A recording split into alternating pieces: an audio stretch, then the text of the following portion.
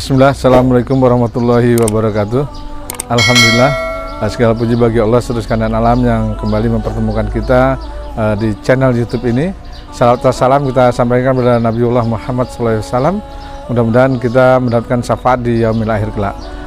Baik sahabat, kita kali ini berbincang karena berbagai kebetulan ini saatnya Ramadan, maka tentu hal-hal yang berkaitan dengan Ramadan yang akan kita bahas ya, terutama saat berbuka dan juga saat sahur.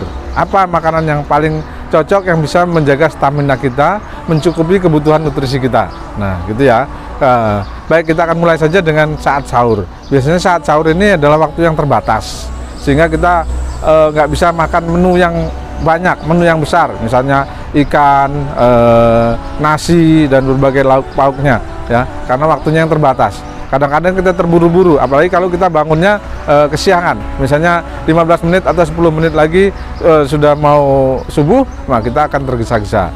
Nah ini adalah tip ya yang bisa sahabat praktekkan kalau misalnya tergesa-gesa, tidak sempat makan makanan yang besar ya, tidak bisa makan nasi, tidak sempat makan ikan, lauk pauk dan sebagainya. Dan saya pribadi selama sudah 2 tahun ini mempraktekkan sahur dengan konsumsi 7 butir kurma dan 1 gelas kopi ya, 1 gelas kopi tanpa gula, 1 gelas kopi tanpa gula, kemudian 7 butir kurma dan 1 gelas air hangat. Itulah yang saya konsumsi. Nah, kok bisa mampu kuat ya? Pertama, kopi itu bersifat hidratik, ada kafein di sana, ada energi di situ. Nah, ada kafein yang menjaga energi kita ya, membuat mata kita menjadi kuat, tidak ngantuk. Itu yang pertama. Yang kedua, ada pada kurma. Kurma itu adalah makanan yang tidak memerlukan insulin untuk mengolahnya. Jadi ketika kita makan, kita konsumsi, maka kurma langsung akan menjadi energi, sehingga insulin kita, pankreas kita akan bekerja lebih ringkas ya, sehingga menghemat energi di dalam tubuh kita. Jadi ada energi dari kopi yang berupa kafein, ditambah lagi energi dari kurma. Kemudian kurma sendiri itu tinggi kalium. Kalium ini sendiri sangat bermanfaat untuk otot-otot kita, gitu ya. Dia punya kandungan vitamin B yang besar dan segala macamnya, sehingga akan membuat energi dalam tubuh kita itu tersimpan dengan baik. Nah, kemudian air putih hangat. Nah, air putih hangat ini sangat penting juga karena dia akan memperbesar pori-pori sehingga memudahkan kita untuk mengeluarkan racun-racun melalui keringat. Itu yang pertama. Sehingga ketika kita pagi hari meminum itu, maka di siang hari keringat kita sudah nggak keluar lagi. Sehingga ketika cuaca panas, cuaca ini tubuh kita sudah terjaga. Jadi saya minum 3 ini ya. Saya konsumsi 3 ini. Ada kurma 7 butir, kemudian kopi pahit 1 gelas dan juga air hangat. Tapi bagaimana kalau untuk teman-teman yang belum terbiasa? Wah, ini gimana nih? Saya mencoba, ragu-ragu kan? Karena kebiasaannya makan nasi. Nah, kalau sudah terbiasa makan nasi, baiklah bisa konsumsi nasi, kurangi porsi nasinya, jangan banyak-banyak. Cukup kalau misalnya 1 piring, sekarang kurangi jadi setengah piring. Begitu juga lauk sayurnya, begitu juga lauk ikannya, kurangi setengahnya. Nah, ditambah dengan kurma dan kopi tadi. Ya, kurmanya mungkin 3-5 butir, kopinya setengah gelas, dan jangan lupa air hangat, karena air hangat ini penting. Air hangat ini akan melebarkan pori-pori usus sehingga memudahkan untuk diserap oleh tubuh kita. Nah, itu. Atau kalau misalnya masih ragu lagi, bagaimana kalau ini saya nggak sempat, ini ada lagi 1. Kalau kopi nanti saya asam lambung dan sebagainya. Nah, bisa diganti dengan susu. Ya, jadi kurma, susu, air hangat. Ini energi yang luar biasa, sudah mencukupi semua nutrisi tubuh kita. Jadi kurma, susu, air hangat ya. Jangan sekali-kali minum air dingin, karena kalau air dingin akan memicu asam lambung ya. Kalau kita minumnya air dingin akan memicu asam lambung, karena ketika kita minum air dingin itu usus akan mengkerut. Nah, sehingga menyulitkan tubuh kita untuk menyerap nutrisi yang sudah kita makan tadi, kurmanya, kopinya, atau susunya, kan lebih sulit. Lagi pula kalau susu ditambah dengan air, maka bakterinya akan bertambah banyak sehingga memicu asam lambung. Jadi harus minumnya air hangat.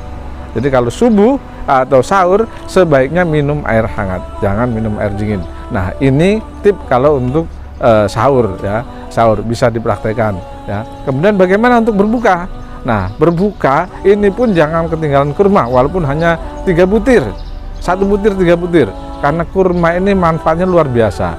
Salah satunya adalah dia memperbesar pori-pori sehingga akan memudahkan aliran darah kita, gitu ya, aliran darah untuk memperlancar aliran darah. Ini salah satunya. Sehingga nutrisi-nutrisi dengan cepat akan mengalir ke seluruh tubuh kita, ya. Jadi tubuh kita ini, ya, ketika kita dalam keadaan lapar, otak itu akan memerintahkan untuk mana yang lebih dulu dibutuhkan. Misalnya kita puasa seharian lemas, kurang air, kurang cairan, juga kurang gula, kurang energi. Dengan mengkonsumsi kurma terlebih dahulu, maka di situ sudah ada gulanya, sudah ada energinya, maka akan dengan cepat memulihkan tubuh kita menjadi energi, lebih cepat untuk punya tenaga, gitu. Barulah kita konsumsi yang lain, terutama buah-buahan, ya. Jangan tinggalkan buah pisang, pepaya, itu jangan ditinggalkan. Karena biasanya penyakit orang ketika berpuasa justru sebelit. Dan dia makannya sedikit, makannya sedikit, tapi malah buang air besarnya sulit. Itu tadi, karena dia meninggalkan buah-buahan. Dia nggak mau repot, misalnya makannya gorengan, ya, terus semua yang sifatnya olahannya justru sulit, gitu ya. Sayur dan buah-buahan malah ditinggalkan. Biasanya apa kalau kita berbuka? Biasanya kalau Indonesia dengan gorengan terlebih dahulu. Nah, ini biasanya jadi lebih sulit, ya, untuk pencernaan tubuh kita.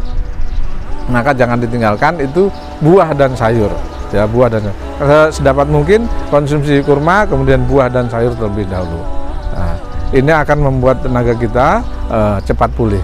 Kalau kita misalnya waktu antara berbuka dengan waktu maghrib mepet, bisa kita konsumsi hal yang sama seperti kita sahur tadi, ya. Kita konsumsi kurma dengan susu atau kurma dengan kopi. Dan satu lagi yang luar biasa dari kurma dan kopi, ini menyebabkan kalau kita punya asam urat dan darah tinggi bisa mengurangi resiko tersebut. Ya, asam urat dan darah tinggi bisa berkurang dengan kurma dan kopi. Ya, silahkan sahabat praktekkan ini. Jangan lupa cukup sederhana: kurma, kopi, susu, dan air hangat. Ya, dan air hangat. Sedapat mungkin sekalipun kita sangat haus, ya, sangat haus, untuk tidak mengkonsumsi es atau air dingin. Karena ketika pertama kali yang kita konsumsi es, memang kelihatannya di tenggorokan kita menyegarkan, tetapi di usus kita itu justru menciut, mengkerut, ya. Justru mengkerut, akan menyulitkan pencernaan. Maka akan dengan mudah penyakit-penyakit lain akan datang menyerang tubuh kita. Imunitas kita akan langsung turun begitu kita minum. Yang pertama kali kita konsumsi ketika berbuka adalah es atau minuman yang dingin, ya. Oke, silakan sahabat praktekkan. Insya Allah ini bisa dipraktekkan dengan mudah, dengan sederhana, dan mudah dicari di mana-mana saja. Wassalamualaikum warahmatullahi wabarakatuh.